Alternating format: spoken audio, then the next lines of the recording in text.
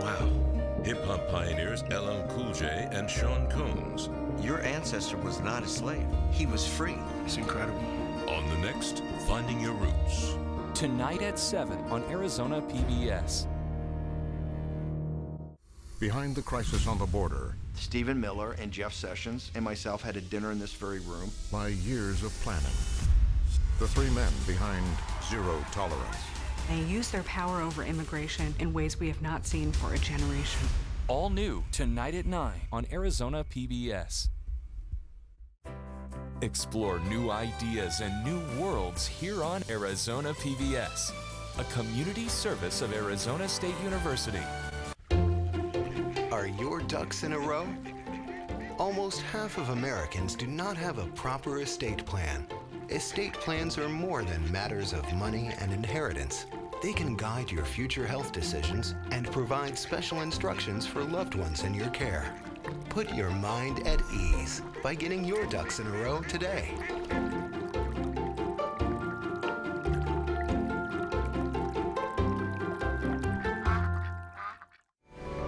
Coming up next on Arizona PBS, Life and World.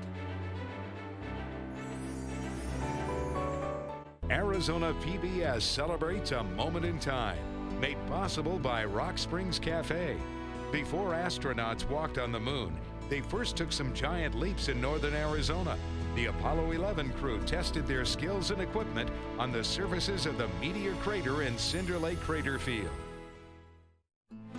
Coming soon to Arizona PBS. There's never been a more important time to make sure facts and the truth are driving conversation. Washington Week is an island of civil discourse in a chaotic media environment. On Friday nights, we gather the best reporters in the nation to unpack what's really happening and have a conversation that's not about point of view, but about informing the American people. Washington Week. All new Friday night at 7 on Arizona PBS. Support for Arizona PBS comes from viewers like you and from Hospice of the Valley, a not-for-profit community hospice for patients nearing end of life and support for their families. HOV.org. AJ's Fine Foods, offering gourmet appetizers, fine wines for entertaining, and decadent desserts for all your special occasions. Find 10 Valley locations at ajsfinefoods.com. AJ's, purveyors of fine foods. From the Cronkite Studios in downtown Phoenix, this is Cronkite News. A Valley lab believes it may have found the key to curing and even reversing the effects of Alzheimer's. The revolutionary treatment patients say is changing their lives. Plus, the city of Phoenix working to train, recruit, and retain the next generation of garbage truck drivers. And esports makes its debut at the Arizona State Fair. We've got your front row seat to college gamers competing for cash prizes. Cronkite News starts now. Good evening and welcome to Cronkite News on Arizona PBS. I'm Marcella Baeto. And I'm Jordan Elder. Thank you for joining us. Our big story tonight, a glimmer of hope for Alzheimer's patients as a Phoenix-based company says they may be one step closer to a cure. Alzheimer's disease is the 6th leading cause of death in the United States, but the company's new high-tech treatment plan is giving some hope. Cronkite News reporter Frankie McClister joins us now from the control room to explain. Frankie? Yeah, NeuroEM Therapeutics says that the wearable device that they created, it goes on your head. It's showing some promising signs for those with Alzheimer's. Alzheimer's disease is such a terrible disease that anything that might help is worth examining. Paul Coleman knows this all too well. As a researcher with ASU's Biodesign Institute, he's dedicated his life's work to studying Alzheimer's disease. For a long time, Alzheimer's disease was regarded as just growing old. Oh, he or she is senile. But around 1975, it was recognized as an official disease, and since then, millions of dollars have gone into research and looking for a cure. Among them, NeuroEM, a Phoenix company that now says they may have stumbled upon a device that may be helping patients. In a statement on their website, it says one of their clinical trials has shown the reversal of cognitive impairment in Alzheimer's disease patients. This just after 2 months of treatment using the company's wearable head device. The cap sends waves into the patient's brain, improving function. Coleman says he's cautiously optimistic about what the company says they've been able to achieve. I find myself wondering how solid are their results? How many people have they tested? For now, NeuroEM's clinical trial continues, with researchers hoping their bioengineering technology succeeds where drug therapy has failed. And the state where we're at now is that we have a clear path forward, and that path involves a test for early diagnosis of the disease and a way to treat the disease very early in its course.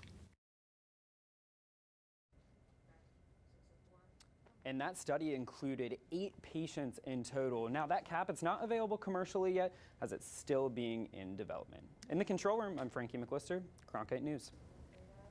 Drug company Biogen says it will seek federal approval for a medicine to treat early Alzheimer's disease. Today's announcement was a surprise to many after the company stopped 2 drug studies earlier this year.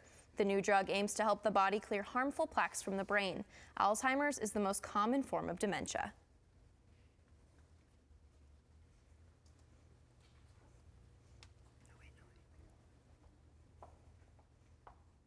The 2020 Census Office opened in Phoenix today. The Bureau says it's making changes to ensure an accurate count, especially of Native Americans and other underserved communities. Reporter Jenna Iannone attended a news conference this morning to learn more about those changes. Jenna? In the 2010 census, the Bureau says that racial and ethnic minorities were severely undercounted. Only 4.9% of Native populations were counted. And to do a better job, they've made some changes. This year, there's a new focus to the 2020 census, making sure that underserved communities are counted accurately. The data collection process has evolved, using a combination of new technology and good old door-to-door hand deliveries. U.S. Census Bureau's Timothy Olson says that the key to a successful count is persistence, along with a little something extra. In many areas, we are doing a slightly different style of enumeration rather than the post office. Mailing invitations, we are hand delivering to each address. Here in Arizona, extra outreach will be handled by 25 community chairs, assigned to specific communities and areas. We'll have 16 subcommittees. Each of those committees will be communicating with their own individual communities, whether it's the Latino community, the tribal community, whatever that is. And it's so important that they're able to tell us how we need to communicate, where we communicate, how we can best reach the people in their community. The census will begin to be distributed to all communities starting in January. The form will consist of 7 basic questions. Citizens will fill in their name, sex, age, family or roommates, relationship to that person, and race. We sat down with one Native American leader who explained why the 2010 census count was off.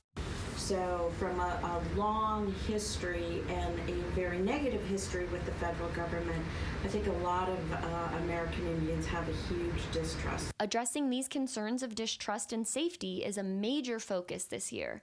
The Bureau is now turning the initiative over to the trusted leaders of smaller communities to explain why responding to the questionnaire matters. I need you to respond. It's going to affect our future for a decade. It affects how we're represented, and it's safe. Please self-respond. The census count ends next August, and after that, local governments will get their share of an estimated $650 billion based on the population. In the Broadcast Center, I'm Jenny Iannone for Cronkite News. Flags at state office buildings are flying at half-staff today in honor of a fallen soldier from Peoria. 21-year-old Antonio Garcia died Sunday morning during a training accident at Fort Stewart, Georgia. The deceased soldiers are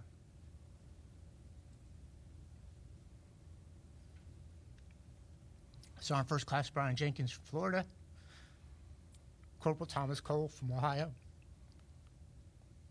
and PFC Antonio Garcia from Arizona. We will hold a memorial service for the soldiers in the near future, honoring their service to our nation. The 3rd Infantry Division and a team from the U.S. Army Combat Readiness Center are here investigating the incident, but our primary focus truly is for the care for the family members of the soldiers, their families, that were all affected by this tragedy. Garcia was among soldiers training in darkness when their armored vehicle fell from a bridge and landed upside down in the water below. Arizona Republican Senator Martha McSally can now add author to her resume. Her Dare to Fly book will hit bookstores next May. The 53-year-old veteran hopes her experience as the first female fighter pilot to fly in combat will inspire men and women in all stages of life. McSally served 2 terms in Congress before being selected to fill the late Senate seat of John McCain. President Donald Trump triggering a social and political firestorm today after calling the impeachment inquiry against him a, quote, lynching. The president's invocation of the murder of African Americans drew immediate and widespread backlash from historians and voters, as well as Democrats and some Republicans on Capitol Hill. Senator Kamala Harris called the comparison disgraceful, while South Carolina Representative Jim Clyburn says the comment was beneath the dignity of the office of the president. But Senator Lindsey Graham came to the president's defense, saying the inquiry is, quote, a lynching in every sense. Outside the White House today, the deputy White House secretary told reporters the president was in no way comparing the impeachment inquiry to the past and defended Trump's track record with the African American community.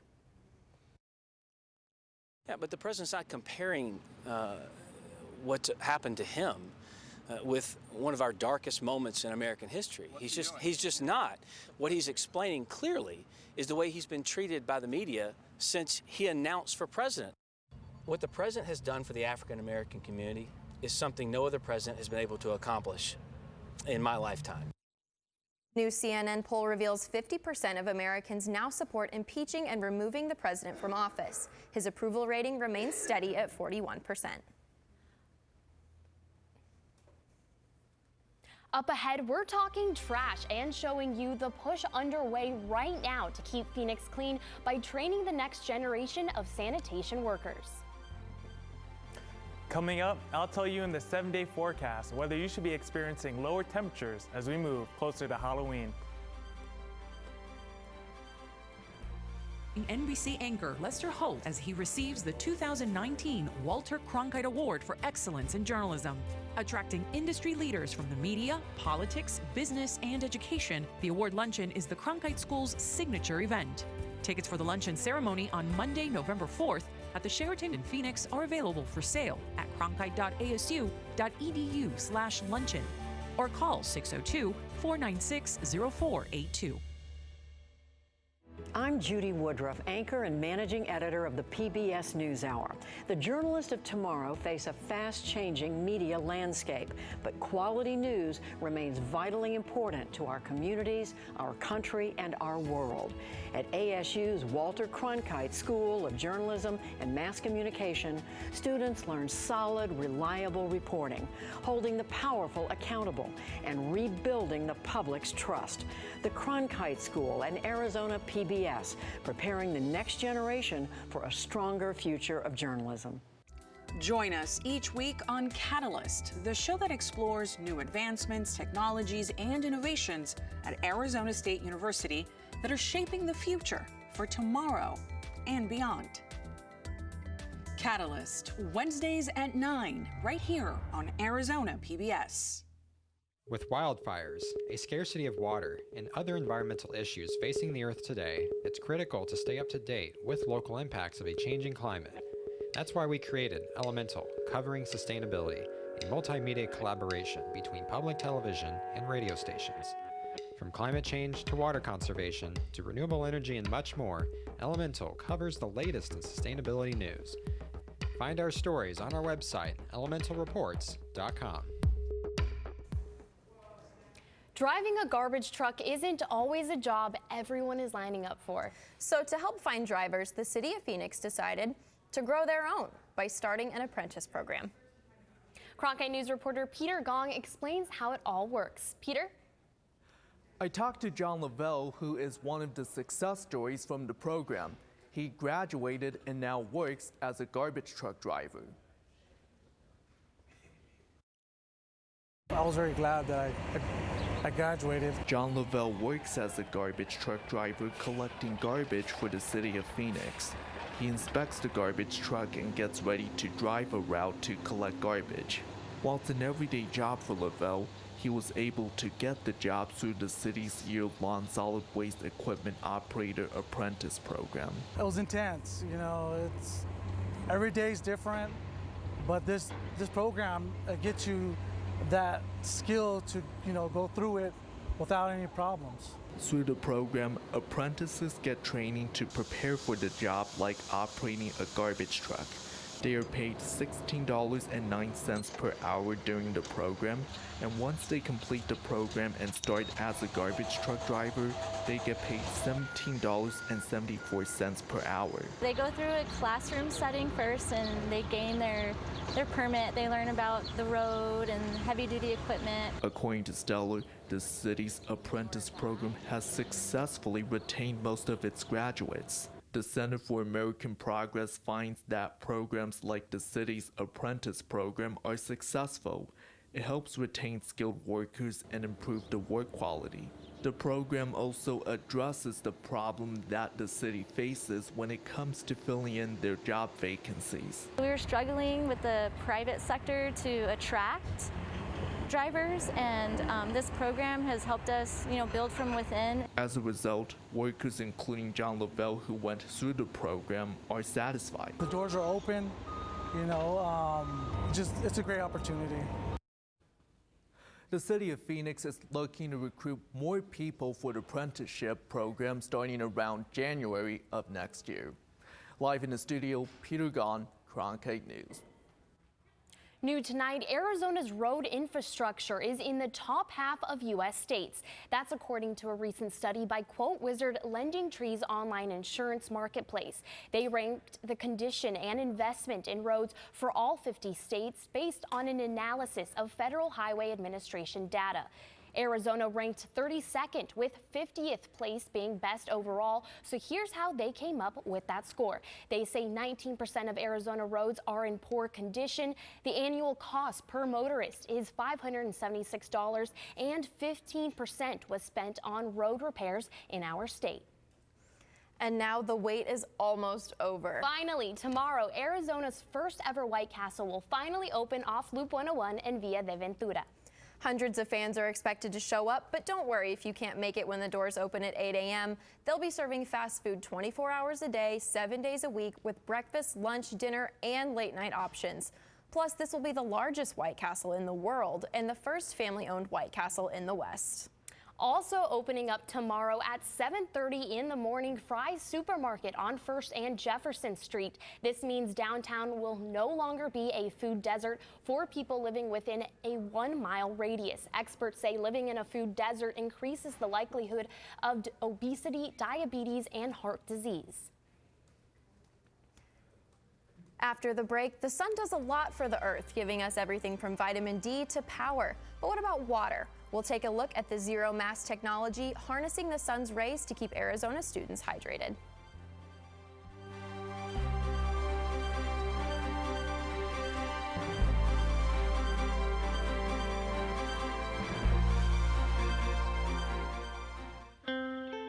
As journalists at Cronkite News, we report on stories that matter to you by focusing on the local impact.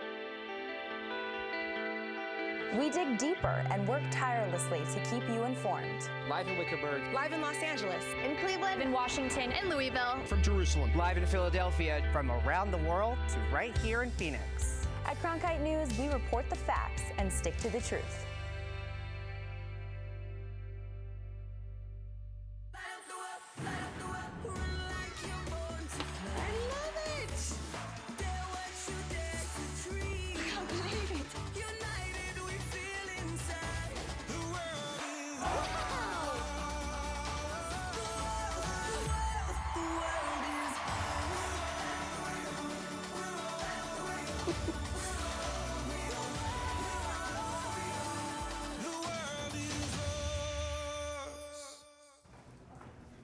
Solar panels are a common way to get renewable energy, especially here in Arizona. But one company is using solar panels to pull water straight from the air. That's right. I got to see this in action recently and learn about how this technology is helping Arizonans as well as people around the world. This is where the Zero Mass Water team designs, builds, and deploys hydro panels. It's where we make water from air. You heard that right. They make water from thin air. Fitzgerald says Zero Mass Water is the world's only off-grid way to get drinking water by using solar energy. There's no single filter you can get at your home that will filter every contaminant out. Having a source hydro panel, whether it's for a school, a business, or a home, means that you know that every time the sun shines, you're making water. Here's how the system works. First, this solar panel pulls in heat and electricity to power the fans. These fans pull in air so that a special absorbent material can pull in the water. After that, the dew point is raised so the water can condense, and then it's ready to move on. And the last step of the journey is the water moves through pipes all the way to these dispensers. This technology is producing water right here in Arizona, including at Copper King Elementary. Principal Janine Ambrose says these 10 panels start a conversation with students. We were looking at Arizona here, and we're always in a drought and looking for water. We're really trying to teach them to be more aware of how they're using resources on the planet because they might not be here in their future.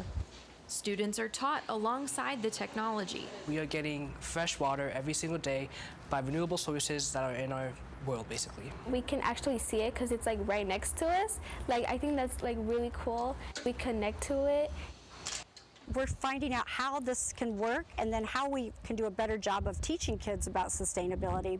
Students like Tristan and Celeste are excited to learn about renewable solutions because the water crisis may affect their future. And by 2030, we will only have about 60% of the water the world demands. We have to reach the places around the world we know are facing a lot of water stress as our climate continues to change. But there's a need right now. The World Health Organization reports that 2.1 billion people don't have access to clean drinking water. Zero Mass is trying to improve this in the 30 countries they currently operate in. The company installed hydro panels at schools in Africa, in indigenous Australian communities, and in Puerto Rico after Hurricane Maria. The technology is really exciting, but it's the impact on people's lives and what they do with the technology that we find really inspiring. The recommended 2 hydro panel set costs about $5,500 and will generate between 300 and 600 bottles of water every month. Millard Thomas joins us now from the Cronkite News Weather Center. Millard, what is going on? It got hot and then now it's cold. Is it going to get hot again? Yeah, so temperatures are fluctuating a lot right now. But as always, let's start with your Tuesday weather report. I'm already here, so as you can see, temperatures are going to be starting about 89 degrees when you guys are getting off work. And then today, it's Taco Tuesday. The NBA season starts. It's World Series, so I know you guys are going out tonight. Then as you can see, temperatures are going to drop all the way to 80 degrees around 8 p.m., then even dip a little bit lower to 75 around 10 o'clock tonight. Let's see those lows tomorrow for Wednesday. As you can see, average temperature this time of year is about 62 degrees. We're going to stay right around there. 62 in Phoenix, 60 in Glendale. Then actually, the cool spot around here is actually going to be Queen Creek down in the south, only 55 degrees. Let's see the day planner for the rest of your Wednesday. As you can see, mornings from here on out are going to be a little bit cooler. 66 when you wake up at 8 a.m., so you might need to grab a sweater. That's going to climb all the way to 88 around 2 before it tops off at 86 around 6 p.m. As you can see, our 7-day forecast, 91 on Wednesday. That's going to be the last time we're in 90s the rest of the week. 87 on Thursday, 84 on Friday. Let's see how the weekend's shaping up. 85 on Saturday, 86 on Sunday, and that's it for me, Millard Thomas from the Cronkite News Weather Center. Coming up next on Cronkite News at 5, a new twist on carnival games, why you may want to take your favorite gaming controller to the fair this weekend.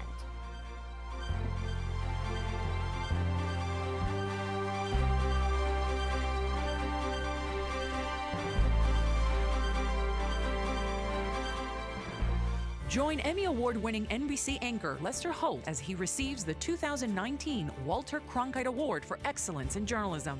Attracting industry leaders from the media, politics, business, and education, the award luncheon is the Cronkite School's signature event. Tickets for the luncheon ceremony on Monday, November 4th at the Sheraton in Phoenix are available for sale at cronkite.asu.edu/luncheon or call 602-496-0482. With wildfires, a scarcity of water, and other environmental issues facing the Earth today, it's critical to stay up to date with local impacts of a changing climate. That's why we created Elemental, covering sustainability, a multimedia collaboration between public television and radio stations.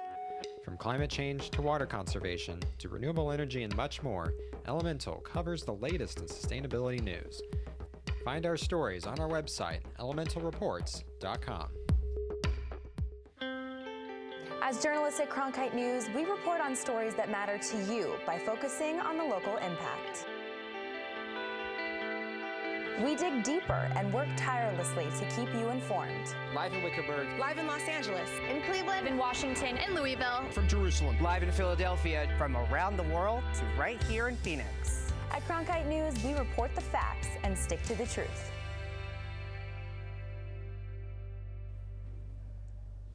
On the next Arizona Horizon, an Arizona doctor chronicles his efforts to develop an instrument that makes cancer more treatable. The story includes investor reticence and protests by the medical community. It's on the next Arizona Horizon. I'm Judy Woodruff. Tonight on the NewsHour, President Trump responds to mounting criticism over Syria and an escalating impeachment inquiry. Coming up after Cronkite News and Arizona Horizon on Arizona PBS. A new attraction at the Arizona State Fair has locals lining up for their chance at a prize. But this is not your everyday ring toss. Cronkite News esports reporter Eric Ruby joins us in the studio. Eric, how and why have esports made their way to the fairgrounds? Well, esports is an industry that's seen a major boom, and now, with the help of the Arizona State Fair, audiences are growing one Arizonan at a time. The State Fair, an Arizona institution since 1905, is experimenting with a new attraction this year. In years past, going to the State Fair meant playing games like this. But now, it means using games like this. The State Fair is holding an esports exhibition and competition for the first time ever. The event has everything from casual gaming experiences to collegiate level competitions and tournaments for money. State Fair representative and director of sponsorships Kat Landingen says despite it only being their first year, they're already feeling support from fans and sponsors. We've gotten a lot of support online. We've gotten a lot of partners in the esports world all over the city contacting us, so that's amazing. That's one of the goals that we had. Not only has the event brought eyes to the esports world, it's brought money. Through a partnership with the Arizona Lottery, the State Fair has put on daily cash matches where they'll be giving away $19,000 to the winners over the entirety of the fair. But one of the vendor coordinators, stage director Brian Hollis, thinks the importance of events like these at places like the State Fair goes beyond just the money. I mean, just in general, esports is real. It's not going away. It's growing. It's only going to get bigger. It is the sport of the future. And whether you think sports have to do with athletics or not, it's not the point. The point is this is not going anywhere. And these being at agricultural fairs like this are a prime example. Did you guys know that the Arizona State Fair has brought in over 1 million Arizonans over the last couple of years? That's a lot of people, but personally, I'm not the biggest playing the esports guy. I like to stick to the regular fair games. What are your guys' favorite part of the State Fair?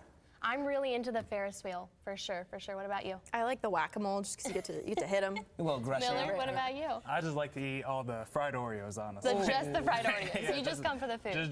Just the junk. None of the fried cheesecake or ice cream or anything like that, just the Oreos. Just the Oreos. I like the funnel cakes. Well, that's insane. Well, that's it for Cronkite News tonight. Thanks for joining us. For top Arizona stories anytime, go to cronkitenews.azpbs.org. And stay connected with us on Twitter and Facebook. 10 Simons and Arizona Horizon is next. Have a good night, and we'll see you here tomorrow.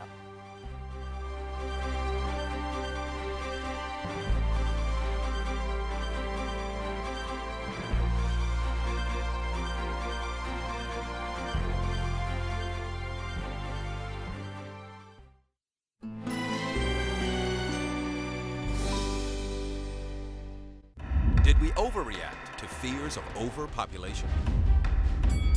What does the fate of boxing tell us about the future of football? Plus, humorous Andy Borowitz. Those stories and more. Retro Report on PBS. All new tonight at 8 on Arizona PBS.